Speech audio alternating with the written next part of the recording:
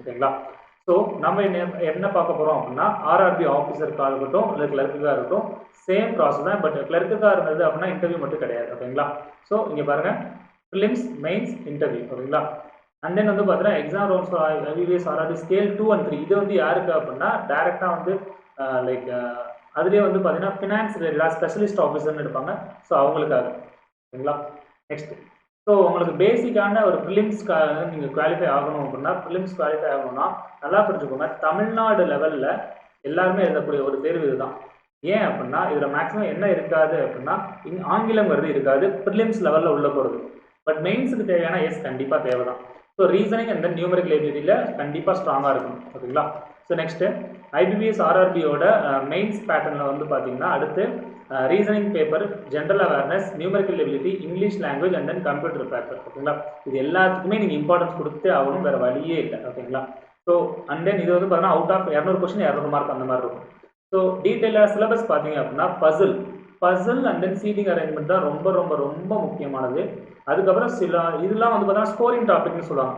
இதெல்லாம் யாருமே தப்பு பண்ண மாட்டாங்க. பேங்கிங் ஆஸ்பிரண்டாக இருக்கவங்க யாருமே தப்பு பண்ணக்கூடாத டாபிக்ஸ் தான் இது எல்லாமே.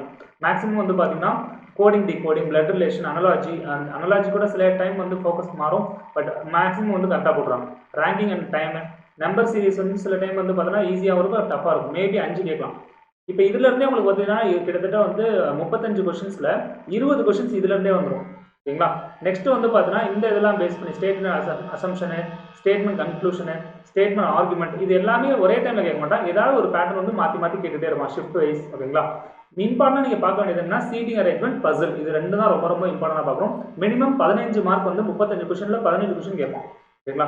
ஸோ அதே மாதிரி தான் நியூமரிக்கல் எபிலிட்டியில் இது எல்லாமே வந்து பார்த்தீங்கன்னா லைக் அரித்மெட்டிக் டாபிக்ஸ்னு சொல்லுவாங்க. இதில் நீங்கள் இம்பார்ட்டன்டாக பார்க்க வேண்டியது டேட்டா இன்டர்பிரேஷன். கண்டிப்பாக வந்து 5 மார்க்லேருந்து 10 மார்க் இருக்கும்.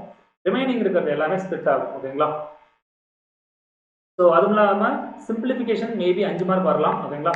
5 மார்க்கு. அண்ட் தென் வந்து பார்த்தீங்கன்னா உங்களுக்கு இன்இக்வாலிட்டிஸ் இருக்கும். ஓகேங்களா. அதாவது அல்ஜிப்ராவில் இன்இக்வாலிட்டிஸ் இருக்கும். ஓகேங்களா. அது வரும். அண்ட் தென் வந்து பார்த்தீங்கன்னா நம்பர் சிஸ்டம்ங்கிறதும் அகைன் சிம்பிள் இன்ட்ரெஸ்ட் மாதிரி தான். சிம்பிள் இன்ட்ரெஸ்ட் நம்பர் சீரிஸ் மாதிரி தான். ஓகேங்களா. நெக்ஸ்ட்டு ஜென்ரல் அவேர்னஸ் ரொம்ப ரொம்ப முக்கியமானது. ஸ்போர்ட்ஸ் அவேர்னஸாக இருக்கட்டும், கரண்ட் அஃபேர்ஸாக இருக்கட்டும், ஸ்கீம்ஸ் ஏதாவது புதுசாக லான்ச் பண்ணதாக இருக்கட்டும், இந்த மாதிரி நிறைய விஷயங்கள் வந்து கேட்கறதுக்கான வாய்ப்புகள் இருக்குது. ஸோ ஜென்ரலாக வந்து பார்த்தீங்கன்னா நீங்கள் எப்போதுமே நோட்டிஃபிகேஷன் வரதுக்கு முன்னாடி ஒரு 1 மந்த் முன்னாடி 2 months முன்னாடி ஸ்டார்ட் பண்ணிருக்கணும். அந்த ஒரு 90 days வந்து கால்குலேட் பண்ணிட்டு அதுக்கான கரண்ட் அஃபேர்ஸ் 3 months ஒரு கால்குலேட் பண்ணிட்டீங்க அப்படின்னா ஒரு பாஸ்ட் 6 months. ஓகேங்களா. எக்ஸாம் டேட்லேருந்து பாஸ்ட் 6 to 7 months கொடுத்தீங்கன்னா கொஞ்சம் பெட்டராக இருக்கும். ஓகேங்களா. சரி, ஏன்னா நீங்கள் வந்து மெயின்ஸுக்கு படிக்கிறதுனால அதுதான் சொல்கிறேன். இங்கிலீஷை பொறுத்தவரை கவலையே வேண்டாம். கிட்டத்தட்ட 30 மார்க்ஸ் வந்து பார்த்தீங்கன்னா இங்கிலீஷ் இருக்கும். இந்த 30 மார்க்கில் ரீடிங் காம்ப்ரிஹென்ஷன் ப்ளஸ் வொக்காப் சேர்ந்தே 10 மார்க் வந்துடும்.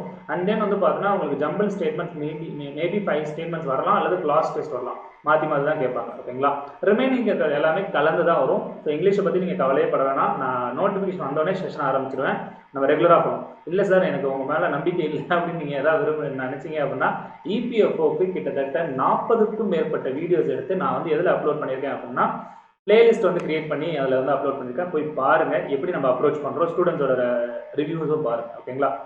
So that's it regarding detailed syllabus as well as marks split. ஓகேங்களா. ஸோ உங்களோட ஃபோக்கஸ் என்ன இருக்கணும், first aptitude and then reasoning. இதில் வந்து மேக்ஸிமம் ஸ்கோர், அதாவது ஃபுல் ஸ்கோரே வாங்க ட்ரை பண்ணும்.